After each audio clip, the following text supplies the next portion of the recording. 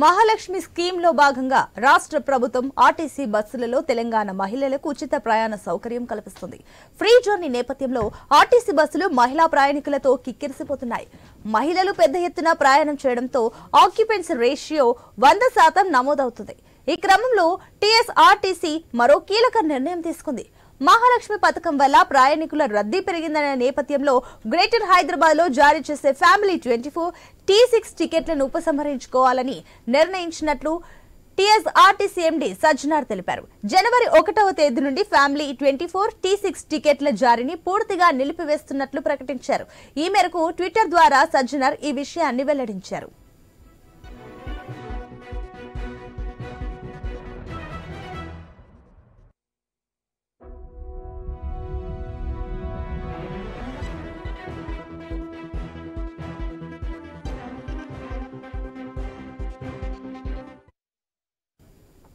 Family 24 T6 టికెట్లను జారీ చేయాలంటే ప్రయాణికుల గుర్తింపు కార్డులను కండక్టర్లు చూడాలి. వారి వయస్సును నమోదు చేయాల్సి ఉంటుంది.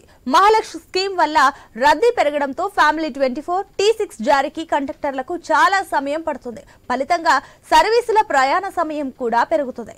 ప్రయాణికులకు అసౌకర్యం కలిగించవద్దన్న ఉద్దేశంతో ఫ్యామిలీ 24 T6 టికెట్లను ఉపసంహరించాలని సంస్థ నిర్ణయించింది. రేపటి నుంచి ఈ టికెట్లను జారీ చేయడం లేదు అని సజ్జనార్ తెలిపారు.